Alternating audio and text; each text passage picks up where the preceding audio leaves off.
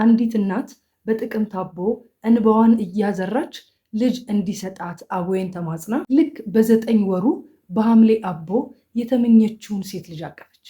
ይሄ ታሪክ የኔ ታሪክ ነው። ያቺም እናት እናቴ ናት። በስዕለት የተወለደችዋም ልጅ እኔ ነኝ። በዛሬው ቪዲዮ አባታችን አቡነ ገብረ መንፈስ ቅዱስ እንዴት ወደዚች ምድር ለመምጣቴ ምክንያት እንደሆኑና በእኔም በእናቴም ሕይወት ውስጥ የሰሩትን የምልጃ ስራ እመሰክርላችኋለሁ። ስለሆነም ቪዲዮውን እስከ መጨረሻው ድረስ እንድታዩት ግብዣዬ ነው። ሰላም ውድ ቤተሰቦቼ እንዴት ናችሁልኝ? እኔ በጣም ደህና ነኝ፣ እግዚአብሔር ይመስገን። ይህ ሀቲዩብ ነው።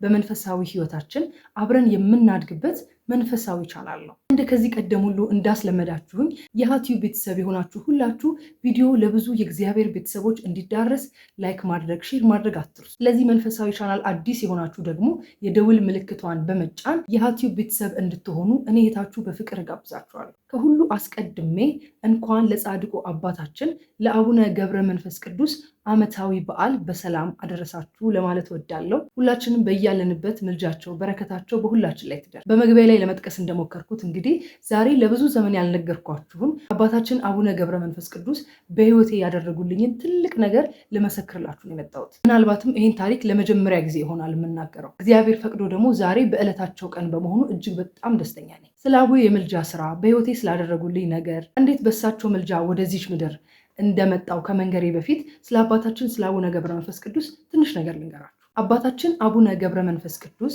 ኒሳ በምትባል ስፍራ ከአባታቸው ከስምዖን ከእናታቸው ከአቅሌስያ በመልአኩ በቅዱስ ገብርኤል ብስራት የተወለዱ ግብፃዊ አባት ናቸው። እናትና አባታቸው ልጅ አጥተው ለ30 ዘመን እያዘኑ ከኖሩ በኋላ እግዚአብሔር የእናታቸውን የአቅሌስያ ልመና ሰምቶ በራእይና በመልአኩ በቅዱስ ገብርኤል ብስራት መጋቢት 29 ቀን ተጸንሰው ታኅሳስ 29 ቀን ተወልደዋል። አባታችን አቡነ ገብረ መንፈስ ቅዱስ በተወለዱ ቀን የእናታቸውን ጡት ሳይቀምሱ አብ ወልድ መንፈስ ቅዱስን ያመሰገኑ፣ ምድራዊ ምግብና መጠጥ ሳይቀምሱ ምስጋና ምግብ ሆኗቸው በምድር እንደ መላእክት የኖሩ እጅግ በጣም ታላቅ አባት ናቸው። አባታችን እንደ ሐዋርያት የተአምራትና የፈውስ ሀብት የተሰጣቸው፣ አንበሶችና ነብሮች የተገዙላቸው፣ ከራሳቸው እስከ እግር ጥፍራቸው ድረስ ፀጉር የበቀለላቸው፣ ምድራዊ ሰዎች ሳይሆን ሰማያዊ መላእክት የሚጎበኟቸው፣ ከቅድስናቸው የተነሳ ዕለት ዕለት ከእግዚአብሔር ጋር ቃል በቃል የሚነጋገሩ የቤተ ክርስቲያናችን ብርሃን ናቸው። አባታችን አቡነ ገብረ መንፈስ ቅዱስ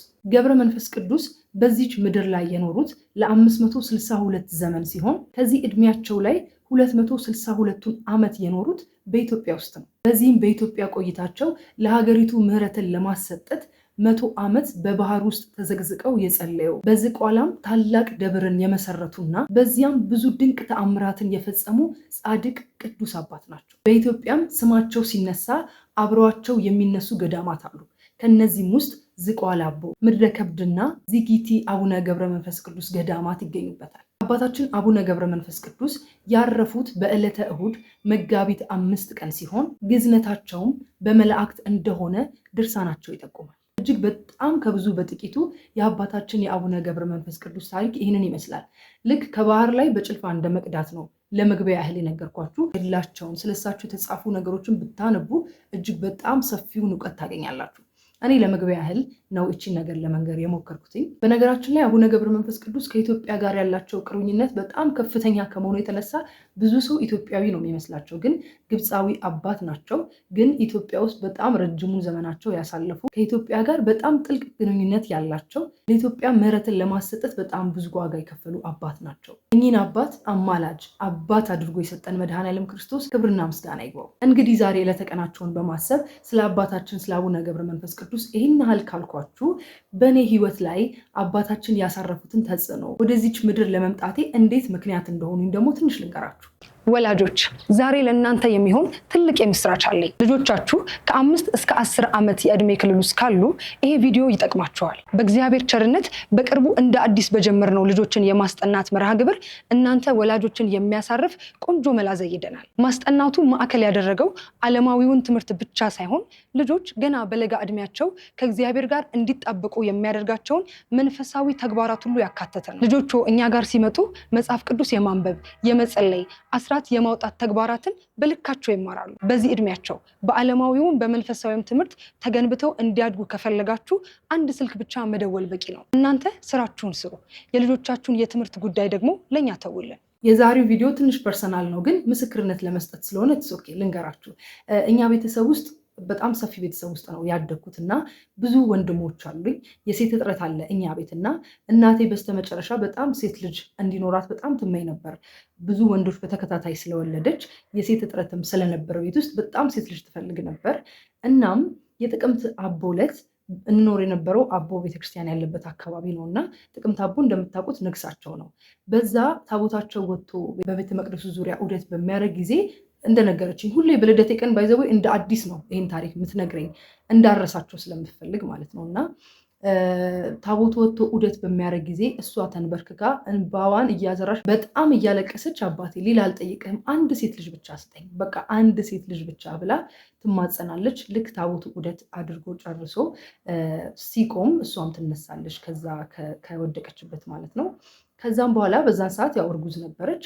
ልክ በ9 ወሩ ስትቆጥሩት ኤግዛክትሊ 9 ወር ይመጣል ከጥቅምት አቦ እስከ ሐምሌ አቦ ማለት ነው። እና በአመታቸው ነው ያንን ጸሎት ያደረሰችው።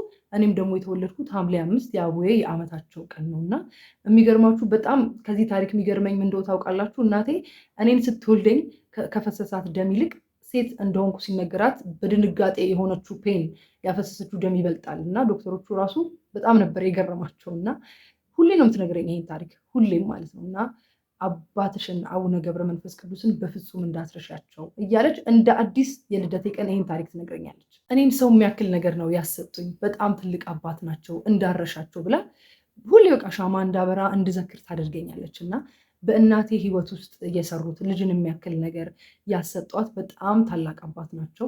ለእኔ ደግሞ ወደዚች ምድር የመምጣቴ ምክንያት ናቸው እና ሁሌ ስጸልይ እናቴን ልጅ የሚያክል ነገር ያሰጧት አባቴ የኔንም ልመና ስሙኝ እላቸዋለሁ። እና አቡነ ገብረ መንፈስ ቅዱስ ከህይወቴ ጋር በጣም የተቆራኙ ናቸው።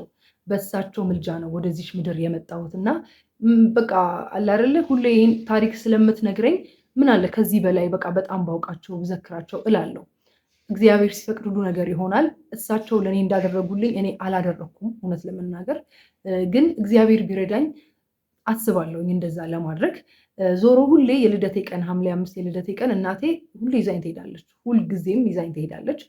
እንደው ባትችል እንኳን እኔ የግዴታዬን መሄድ አለብኝ። የልደቴ ቀን ሁሌ ጠዋት ጠዋት አዌ የግዴታዬን መሄድ አለብኝ እና በጣም የማረሳው ጊዜ ነው ይሄ ነገር። ሁሌ ታወራዋለች፣ ብዙም ሰው ያውቃል ታሪኩን የማያውቅ ሰው የለም። በዙሪያ ያለ ሰው ይህን ታሪክ የማያውቀው ሰው የለም። እና አቡነ ገብረ መንፈስ ቅዱስ የሰውን ልመና ከፈጣሪ የሚያደርሱ በእውነት ለጠየቃቸው ሰው ልመና የሚፈጽሙ ግዳጅ የሚፈጽሙ ከእግዚአብሔር ምሕረትን ለማሰጠት ሁልጊዜ ከእግዚአብሔር ፊት የሚቆሙ በተለይ ለኢትዮጵያ ደግሞ ልዩ ፍቅር ያላቸው እግዚአብሔር በጣም የቀረቡ ስላሴን እስከ ማየት የደረሱ ትልቅ አባት ናቸው። እና ይህንን ምስክርነት ሰምታችሁ እናንተም በምልጃቸው ተማምናችሁ እንድትጠይቋቸው ምስክርነት ለመስጠት ነው ዛሬን ቪዲዮ የሰራሁላችሁ። በእውነት ሁልጊዜም ከሚያጽናኑኝ ነገሮች መካከል አንዱ ምንድን ነው? እነዚህ ቅዱሳንን ሳስብ ነው።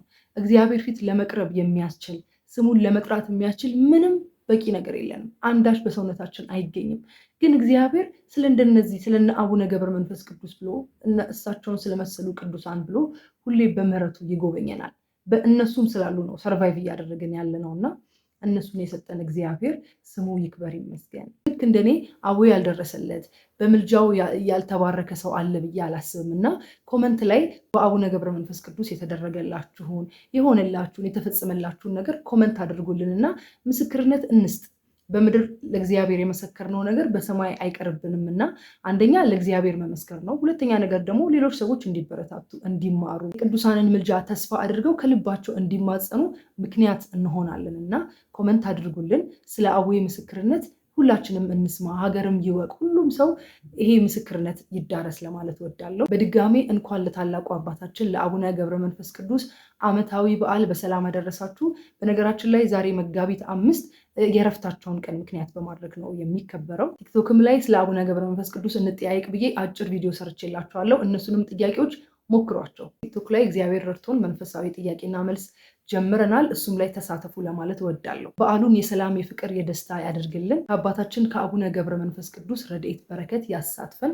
የዓመት ሰው ይበለን። እግዚአብሔር ቢወድና ቢፈቅድ በሕይወትን ብንኖር በሚቀጥለው ደግሞ በሌላ ቪዲዮ እንገናኛለን። እስከዛው ድረስ በያላችሁበት ሰላም ሁኑልኝ። ሁሌ እንደምንለው ክርስቲያናዊ መንፈሳዊነት ዘላለማዊነት ነውና የቅዱሳንን ምልጃና በረከት አጋዥ አድርገን የምንናፍቃትን ተስፋ የምናደርጋትን መንግስቱን ለመውረስ የበቃን ያድርገን።